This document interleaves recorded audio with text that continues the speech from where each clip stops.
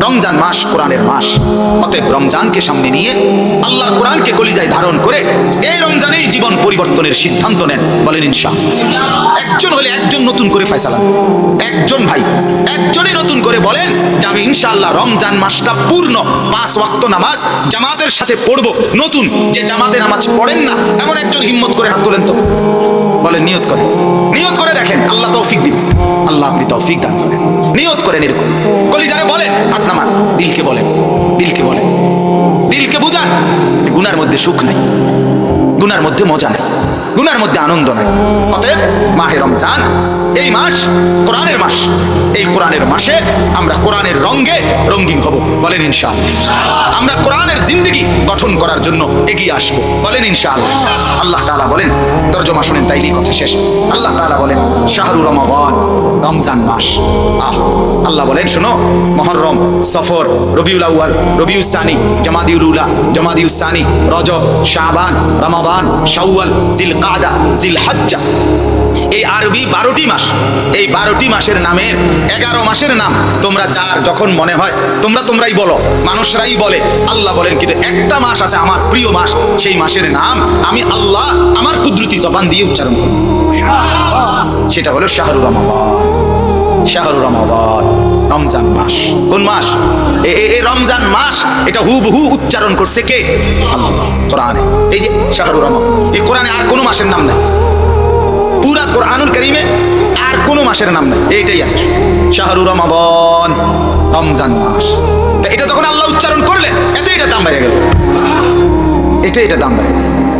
আল্লাহ জবানে উচ্চারিত করলেন এতেই দাম বেড়ে গেল। 1 2 নাম্বার, এবার আল্লাহ বলেন কেন এত দাম সম্মান দিলাম? আল্লাযী উনজিলা ফীহিল কোরআন, এটাই সেই মাস বান্দা, রমজানই সেই মাস যেই মাসে আমি মাওলা আমার শ্রেষ্ঠ কালাম কোরআনুল কারীম নাজিল করেছি। সুবহান সুবহান। আল্লাহ তাআলা যেন বলেন যে কোরআনুল কারীম নাজিল করব, আমি আল্লাহ সিদ্ধান্ত নিলাম। তো সিদ্ধান্ত নিয়ে চিন্তা করলাম নাজিল করব কার কাছে? তো আল্লাহ তাআলা বলেন সমস্ত আম্বিয়াদের মধ্যে আমার সর্বশ্রেষ্ঠ যিনি, তাকে বললাম আপনাকে পছন্দ করলাম, আপনাকে পছন্দ করলেন। এবার আল্লাহ তাআলা বলেন কখন নাজিল করব? তো আল্লাহ তাআলা বলেন 12টি মাসের মধ্যে সবচেয়ে দামি যেই সম্মানিত মাস রমজান, সেটাকে বাছাই করলাম। এজন্য সর্বশ্রেষ্ঠ রাসূলের কাছে সর্বশ্রেষ্ঠ মাসে সর্বশ্রেষ্ঠ কিতাব, সর্বশ্রেষ্ঠ মালিক আল্লাহ আমি নাজিল করব। নাজিল করলো যিনি, তিনি আল্লাহ, তিনি সর্বশ্রেষ্ঠ। নাজিল করলেন যার কাছে, তিনি মুহাম্মাদুর রাসূলুল্লাহ, তিনি সর্বশ্রেষ্ঠ। নাজিল করলেন যেই মাসে, সেই মাসের নাম রমজান, এটা সর্বশ্রেষ্ঠ।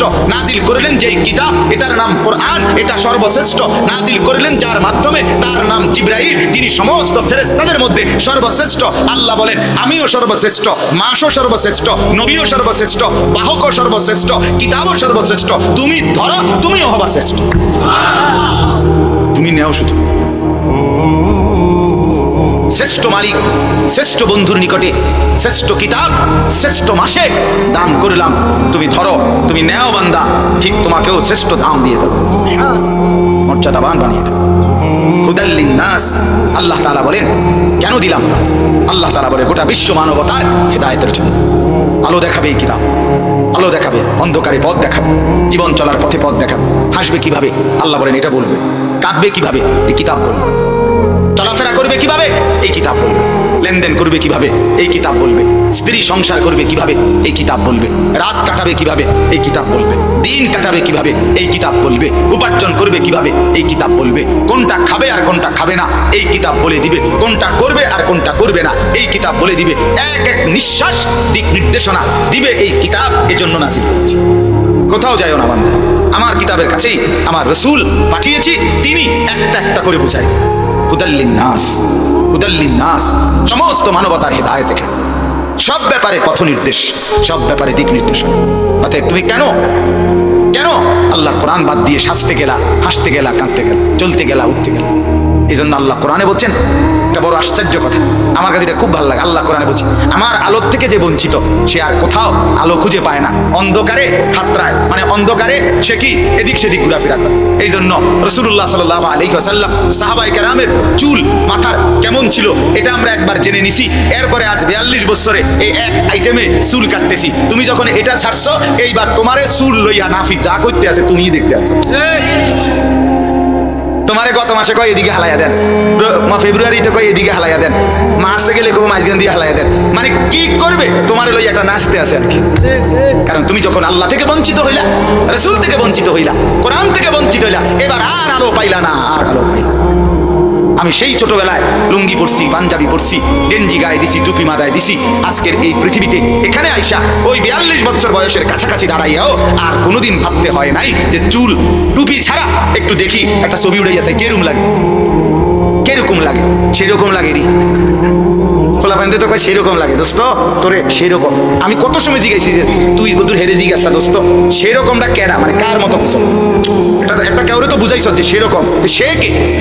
সে কি সুর না ডাকাত না গাঁজাখোর না ফুট্টাখোর না বাবাখোর না নেশাখোর না মদখোর? কি কর এটা কর, তুই সেরকম কারে কোস বলেন না, সে কে? সে যদি বলো যে না, সে বলতে বোঝাইছি আবু বকর, ওমর, উসমান, আলী, তালহা, জুবায়ের, আব্দুল কাদের জিলানী, হাসান বসরি, জুনায়েদ বাগদাদি, বাইজিদ বুস্তামি, সে বলতে আমি হ্যাগো মতো বুঝে, হ্যাগো সুরের মাছিল না। তো তাইলে তুমি তো বুঝোই, সে বলতে তোমারে বুঝাইছে একের বেদ্যুতি করছে। তোমারে যখন কইছে দোস্ত সেরকম, বুঝাইছে ভিতরে দেখা গেছে চোরের মতো, তোমারে গাঞ্জাখোরের মতো, ফুট্টাখোরের মতো, বাবাখোরের মতো বুঝাইছে তোমার। নাইলে এটা কইলো না। এটা যদি কইতো এটা জুনায়েদ বাগদাদিরে বুঝাইতো, তাহলে এটা বলতো না যে না দোস্ত সেরকম হয় নাই, ঠিক না বলেন না? তাইলে বলতো কি দোস্ত সেরকম হয় নাই। এখন সেরকম বলছে মানে অসৎ মানুষের সাথে তোমারে তুলনা দিচ্ছে। নাউজুবিল্লাহ, এমন হয় নাই যে এখান থেকে একেবারে নাম নিশানা ইসলামের নিশ্চিহ্ন হয়ে গেছে। পৃথিবীর এমন কোন অঞ্চল নেই, সর্বত্রই ইসলাম একেবারে নিশ্চিহ্ন হয় না। বরং ইসলাম কেমন, সৈয়দ আবুল হাসান আলী আন-নদভী রাহমাতুল্লাহি আলাইহি বলতেন, নবী সাল্লাল্লাহু আলাইহি সাল্লামের পরবর্তী ইসলাম সূর্য ডুবা আর সূর্য ওঠার মতো। সূর্য চূড়ান্তভাবে ডুবে যায় না, যদিও একদিকে দেখি আমরা সূর্য ডুবে গেছে, ঠিকই সূর্য আরেক দিকে উঠছে। পৃথিবীতে এই মুহূর্তে সারা পৃথিবী অন্ধকার এমন না, এখানে যদিও অন্ধকার আর এখানে দিন, তাহলে সূর্য চূড়ান্তভাবে ডুবে না। চূড়ান্ত ডুববে সেদিন আল্লাহ তাআলা ইদা শামসু কুফিরাত, ইসরাফিলের ফুর কারণে কিয়ামতের মুহূর্তে আল্লাহ তাআলাই বলছেন সূর্য একদম কুণ্ডুলি পাকিয়ে ফেলা হবে, সেদিন আর নিষ্প্রভ আলোহীন হয়ে যাবে। তো ঠিক সূর্য যেমন একদিকে ডুবে, যদিও মনে হয় ডুবে গেছে, আরেকদিকে ঠিকই ওঠে। একই মুহূর্তে ইসলাম এবং মুসলমান এই পৃথিবীতে বহু জায়গায় বহু জুলুম নির্যাতনের শিকার হয়েছে। কোনো এক জায়গা থেকে হয়তো নির্যাতন জুলুমের শিকার হয়েছে, দেখতে মনে হয়েছে ডুবে গেছে, তো ঠিকই আরেকদিকে ইসলাম বিজয়ী হয়ে গেছে, আরেকদিকে ইসলাম জেগে উঠছে। এই কারণে আল্লাহ নবী সাল্লাল্লাহু আলাইহি ওয়াসাল্লাম হাদিসে পাকে ইরশাদ করেছেন, আল ইসলামু ইয়ালু ওয়ালা ইউলা আলাইহি, ইসলামী বিজয়ী থাকবে, উপরে থাকবে, তাকে কখনোই কেউ চূড়ান্তভাবে নিচে ফেলতে পারবে। এটা আল্লাহ তাআলার ওয়াদা। রাদিতু লাকুমুল ইসলাম দীনা, আল্লাহ তাআলা বলেন ইসলামকে ধর্ম হিসাবে আমি আল্লাহ পছন্দ করে দিয়েছি। অর্থাৎ আমি যেহেতু আছি, ইসলামও থাকবে। আল্লাহকে হটানো সম্ভব কি? ইসলাম হটানো সম্ভব। কোরআন থাকবে।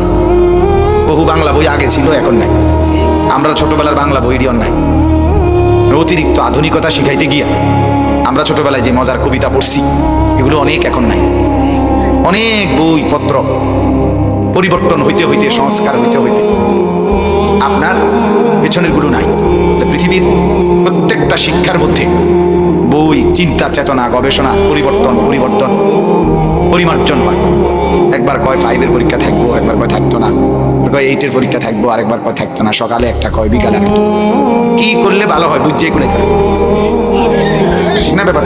মানে কেমনে নিলে সুবিধা পরীক্ষা অথবা ফলাফলের মেধা বিকাশ বাচ্চাদের, এটার ব্যাপারে সিদ্ধান্তহীনতাই ভোগে। তাই এরকমই বাস্তবতা সারা পৃথিবীতেই। আপনার আমাদের এক প্রতিষ্ঠানে আমার পরিচিত, উনি ইউরোপের এক দেশ থেকে ঘুরে আসছে, আইসা প্রিন্সিপাল আর কি, প্রধান প্রতিষ্ঠান।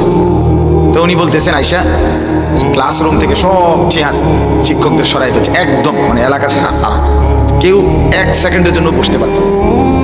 এখন দেখছে যে কিছুদিন পরে ছাত্রদের টুলে গিয়া ওস্তাদ বসে, বেচারা কি করবে, টুলে তারা টুলের এক কোনা দিয়ে গিয়া বসে।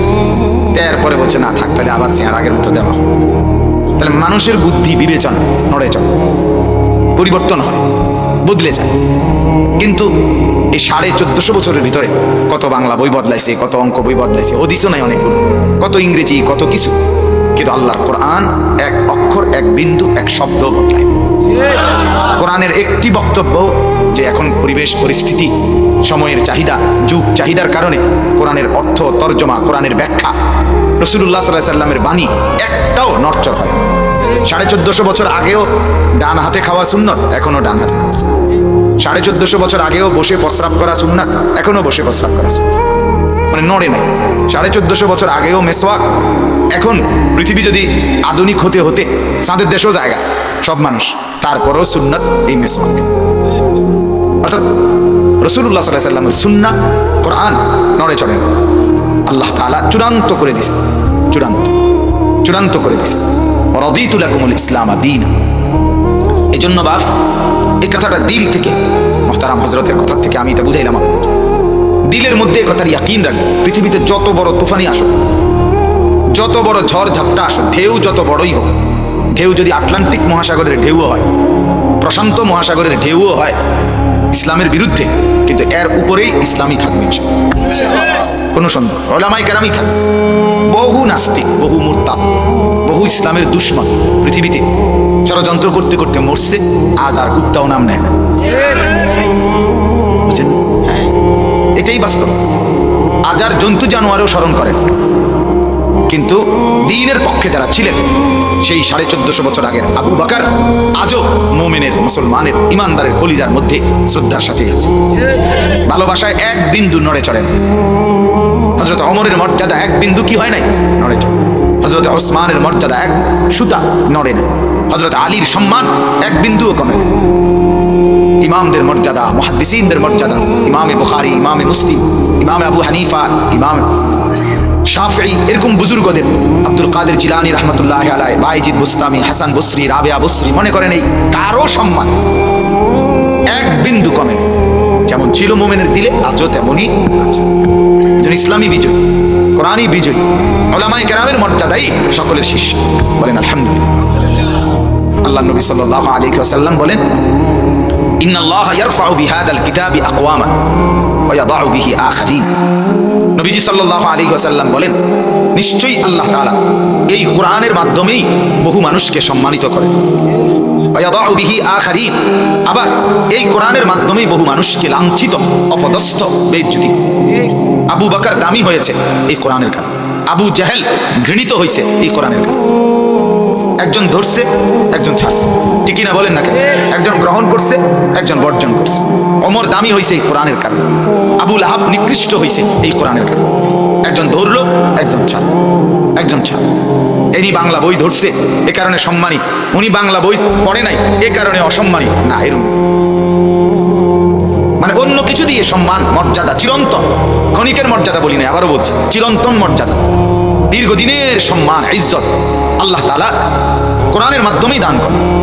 এই জন্য এই আপনারা যারা বসছেন, আপনারাও দিল থেকে মনে রাখবেন, সারা পৃথিবী, সারা রাতও বললে শেষ হবে না, ইসলাম এবং মুসলমানের ভিতরে ঘরে বাহিরে বন্ধু শত্রু কতভাবে দুশ্মনী চলছে, কতভাবে, এটা বলে শেষ করা যাবে। লম্বা দাস্তান, লম্বা ইতিহাস, চতুর্মুখী।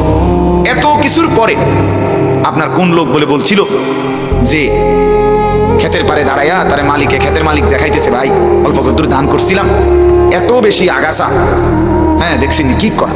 তো সে মনে করছে যে কদ্দুর যদি কিছু কয়, মুখ লাগলে আগাছার উপরে, তাহলে আগাছা মরে যাবে। তো এবারে ওই লোক কিছু বলে না, এই লোক বলতেছে, ভাই কিছু কর না, কি চিন্তা করতেছে?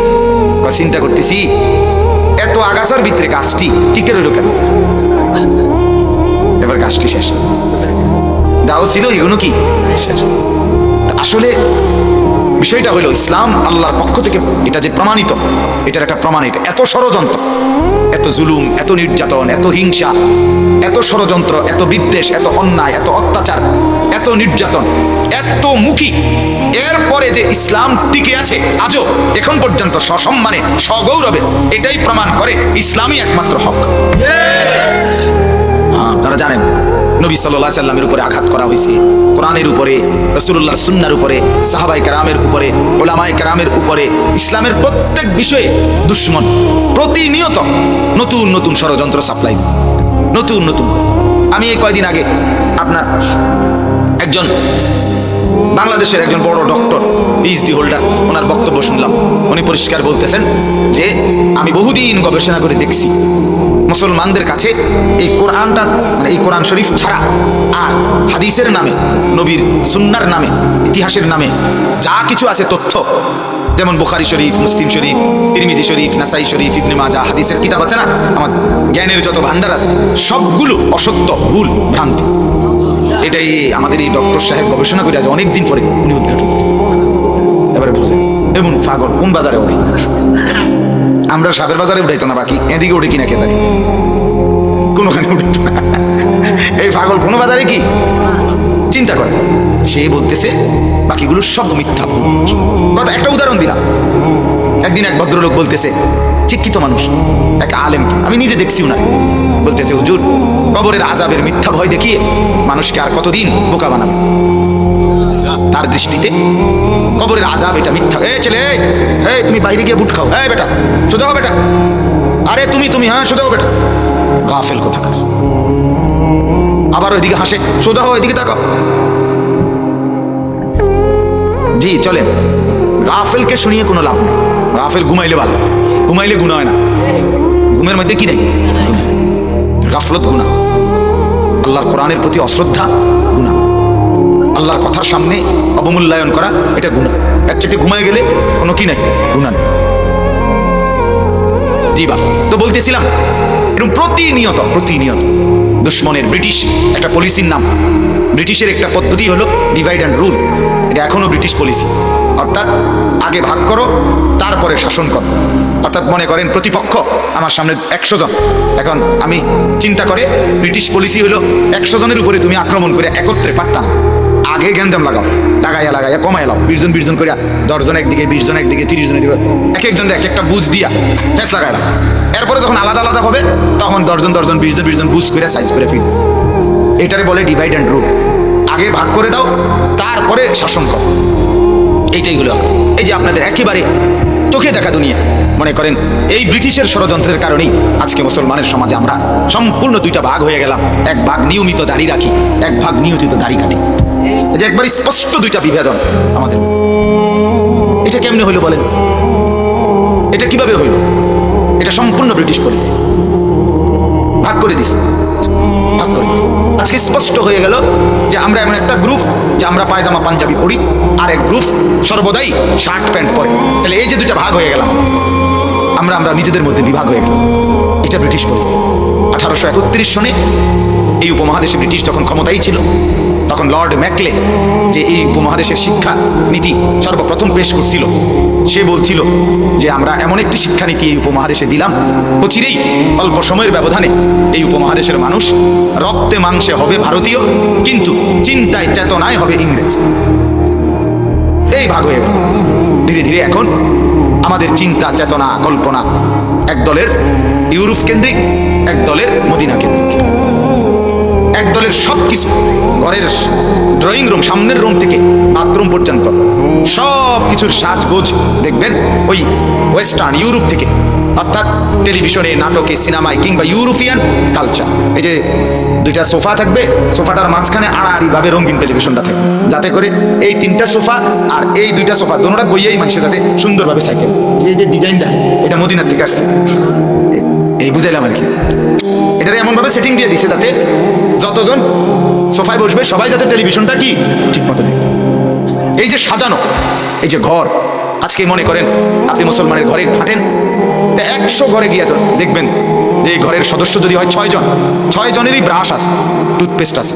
তাহলে 6 জনের 6টা ব্রাশ নিশ্চিত আছে, কিন্তু 20 বছরে বলতে পারবে না এদের ঘরে একটা মেসওয়াক আছে। কথা বলেন না? কারো মনে আসলো না এই ঘরের বাবারও না, মাও না, ছেলেরাও না, নাতি নাতনিও না, কারো মনে আসলো না যে মিসওয়াক এটা রাসূলুল্লাহ সাল্লাল্লাহু আলাইহি ওয়াসাল্লামের সুন্নাহ। কথাটা বুঝেন নাই? দুশমন কিভাবে আমাদেরকে কি করে দিল? আলাদা করে। আমাদের চিন্তা, চেতনা, আমাদের রং, রূপ, স্টাইল 2 বছর লাগে নাই, 1 বছর লাগে নাই। ছেলেদেরকে চুলের জন্য নতুন ডিজাইন দিল, ছেলেরা পিছনের সব ভুলে গেল, সব ভুলে গেল। অতীতেও তো আমাদের স্কুলের ছেলে ছিল, অতীতেও তো আমাদের ছেলেরা কলেজে পড়তো, কিন্তু সবার চুল স্বাভাবিক চতুর্দিকে একরকম কাটা থাকতো, ঠিক কিনা বলেন? এখন কত রকমের বিচিত্র চুল। এর কারণটা কি? এটা সম্পূর্ণ ইউরোপ, ওয়েস্টার্ন, পাশ্চাত্য থেকে আমাদের কাছে নিচ্ছে। আমরা সেটা খুব দ্রুত লুফে নিছি, গ্রহণ করে নিছি। তাইলে এটাই দুশ্মনের পলিসি। আজকে বৃহত্তর একটা সমাজ আমরা মুখোমুখি হয়ে গেলাম, মুখোমুখি হয়ে গেলাম। অর্থাৎ এমন কিছু মুসলমান বানাইলো যারা উঠতে বসতে আলেমদের বিরুদ্ধে কথা বলে, ওলামায়ে কেরামের বিরুদ্ধে কথা বলে। আশ্চর্য। বলবে শুধু দাঁড়িয়ে মাইক পাইলে বলবে হুজুর, হুজুরদের কাছে অনুরোধ কোরআন হাদিস থেকে কথা বলবে। আমি একদিন একজনকে বলছি খুব ভদ্রতার সাথে যে আপনি আঙ্কেল কোরআন হাদিস থেকে কথা বলবে বলছেন যে আমরা তো হুজুরদের সবগুলোর মধ্যে ভুল বলি, আপনি বলতে চাচ্ছেন কোরআন হাদিস থেকে বলতে, সেটা কি স্যাম্পল হিসাবে আপনি 10টা মিনিট কইয়া দেন যে এগুলারে কয় কোরআন হাদিসের কথা। কথা বুঝেন নাই? আপনি একটা নমুনা ধরাইয়া দেন আম করে, এই বলে যে এগুলো বলবেন, এগুলোরে বলে কোরআন হাদিসের কথা। এখন মদ, জুয়া, সুদ, ঘুষ, জিনা, ব্যভিচার, হত্যা, লুণ্ঠন, সুদ, ঘুষ, এর যত নাফরমানি এগুলো সব কোরআনে আছে, সুন্নাহর মধ্যে আছে। এখন আমরা এগুলো বললে আপনার এগুলো হয়ে যায় কোরআন হাদিস বহির্ভূত কথা। তো কোরআন হাদিসের ভিতরের কথাটা কি তা সেটা আপনি কত কনসেম্পল, আপনি একটা নমুনা ধরাইয়া দেন আমারে, তাহলে আমি এটা বলি। সেটা বললে বলে না আমরা তো হুজুর সাধারণ মানুষ, জেনারেল শিক্ষিত, আমরা কি আর এগুলো জানি? তা আপনি মাতবুরি করেন কেন? তাহলে আপনি মাতবুরি করেন কেন? ফাঁকনা কথা কন কেন? আপনি এরকম হয়ে গেলেন কেন? আজ আমরা ভাগ হলাম কেন? আজ মুসলমানের বৃহত্তর বাংলাদেশে জানেন না মাত্র 3% ছেলে মেয়ে মাদ্রাসায় পড়ে, এখনো 97% ছেলে মেয়ে স্কুল গান। তাহলে এই 97% ছেলে মেয়ে এরা আল্লাহর কোরআন পড়তে হবে, এ কথা যদি কলিজার মধ্যে না থাকে তার মুসলমানের অস্তিত্ব থাকে কিভাবে? বলে কেন এই বুঝ আসবে না? কেন মা বলবে না? কেন বাবা বলবে না? কেন অভিভাবক বুঝবে না? কেন স্যার বলবে না? কেন মুসলমান টিচার বলবে না বাবা গোটা পৃথিবী পড়ো মানা নাই, কিন্তু তার উপরে আল্লাহর কোরআনকে পড়ো? এটা বলবে না কেন? কেন বলবে না? বলে হায় হায়, ঠান্ডা মাথায় একটা কিন্ডারগার্টেনের বাচ্চার কাঁধে কমপক্ষে 10-15টা বই খাতার বোঝা চাপাইয়া দিছে, কিন্তু একটা কোরআন, একটা কায়দা, একটা কায়দার ওজন হবে না 10 টাকার 20 টাকার একটা কায়দা, এটাও তার বইটার মধ্যে নাই। কেন? কেন এই বাচ্চাটাকে আল্লাহর নাম থেকে বঞ্চিত করা হলো? বলে এই মাসুম মেয়ে এই মাত্র রব্বে করিমের 99টা নাম একবারে বলে ফেলছে। রাসূলুল্লাহ সাল্লাল্লাহু আলাইহি ওয়াসাল্লাম, খোদার কসম এটা হাদিস, নবী আল্লাহর নবী বলেন আল্লাহর 99টি এমন নাম আছে কেউ যদি গুণে বলে পড়ে মান আহসাহা দাখালাল জান্নাহ, রাসূল বলছে যে গুণে পড়বে আল্লাহ তাআলা তাকে জান্নাতে প্রবেশ করাবেন। এটা হাদিস। আল্লাহর 99টি নাম। কি পরিমাণ সৌভাগ্য এই বাচ্চা মেয়ের! তার মার কি সৌভাগ্য, তার বাবার কি সৌভাগ্য বলেন। এজন্য বাপ আপনিই ভাবেন, একজনই ভাবেন, কেন ছেলেটাকে কোরআন থেকে বঞ্চিত করলেন? কি অপরাধে করলেন? তোমরা একটা ছেলে দাঁড়াইয়া বলো, ভাই এখানে স্কুল পড়ো অনেক ছেলে আছো, বলো, তুমি বলো মিয়া আল্লাহর কোরআন তুমি যে পড়তে পারো না, কি কারণে? কি কারণে? তোমার দিল কি বলে এই কোরআন অসত্য? বলো না ছেলেরা, বলো ভাই এই কোরআন ভুল, এই কোরআনের মধ্যে তথ্যগত কোনো সমস্যা আছে, এই কোরআন বাস্তবতার সাথে অমিল, এই কোরআন আধুনিকতার পরিপন্থী, এই কোরআন যুগ চাহিদা পূরণ করে না। কি সমস্যা? তাই কি কারণ হইতে পারে যে কারণে কোরআন থেকে বঞ্চিত করে দিলেন? কথা বলেন। মাননীয় শিক্ষামন্ত্রী স্কুলের 6ষ্ঠ এবং 7ম শ্রেণীর সামাজিক বিজ্ঞান বই, আরো একটা বই আপাতত এই বছর পড়া স্থগিত করে দিয়েছে। এটার মধ্যে এই পরিমাণ বিভ্রাট, এই পরিমাণ ভুল ভ্রান্তি, শিক্ষিত মানুষও বলছে, আর ইসলাম বিরোধী কথাগুলোর বিরুদ্ধে তো ওলামায়ে কেরামই সারা বাংলাদেশ ব্যাপী সোচ্চার কথা বলছে। এখন প্রশ্ন হইল, মনে করেন এরকম তো হাজারো তথ্য বাকি সবার বইপত্রের মধ্যে আছে, যেখানে কিছু শুদ্ধ, কিছু অশুদ্ধ, কিছু যৌক্তিক, কিছু অযৌক্তিক, কিছু বাস্তব, কিছু অবাস্তব, কিছু আপনার কি নৈতিক, কিছু অনৈতিক, কিন্তু আল্লাহর কোরআনের মধ্যে পৃথিবীর বিচারে বন্ধু দেখছে, শত্রুও দেখছে, পক্ষের লোকেও পরীক্ষা করছে, দুশ্মনেও পরীক্ষা করছে। এই কোরআন ইহুদিও পড়ে, এই কোরআন খ্রিস্টানও পড়ে, এই কোরআন ইসলামের সব দুশ্মনরা কোরআন পড়ে দেখে, একটা অক্ষর, একটা সুতা ভুল বিভ্রান্তিকর প্রমাণ করতে পারে নাই। এত নিখুঁত, এত নির্ভরযোগ্য কিতাব আল্লাহর কোরআন, আপনি কেন আপনার ছেলেটাকে তার থেকে বঞ্চিত করলেন? বিনিময়ে আজ ছেলেটা দাঁড়াইয়া পেশাব করে। সেদিন যদি তাকে মক্তব পড়ানো হইতো, সেদিন যদি তাকে 3 বছর নুরানি পড়ানো হইতো তো আল্লাহর কসম পৃথিবীর ওই প্রান্তে গিয়েও সে দাঁড়াইয়া পেশাব করতো না। আপনি তাকে সেই সবক দেন নাই, সেই সবক দেন নাই। আপনার মেয়ে নিজের ইজ্জতের গুরুত্ব বোঝে না, নিজের ইজ্জতের গুরুত্ব বোঝে না, নিজের দেহের মর্যাদা বোঝে না। সে মনে করে রাস্তার লম্পট যত দেখবে তত খুশি, তত আনন্দ, তত ফুর্তি, তত সুখ। এর দূর যার আত্মমর্যাদা বোধ নাই, আত্ম অনুভূতি যার নাই, নিজের দেহের মর্যাদা যে বোঝে না, যে মেয়েটা সে কি শিখলো, কি বুঝলো? আপনি বলেন, তারে কি পড়াইলেন? আপনি কোনানে ফাড়াইলেন? কি পড়াইলেন? কি পড়াইলেন বলে? হ্যাঁ, যে মাকে মূল্যায়ন করে না, বাবাকে মূল্যায়ন করে না, তার কাছে এক দুষ্ট অসৎ বন্ধু সে প্রিয়।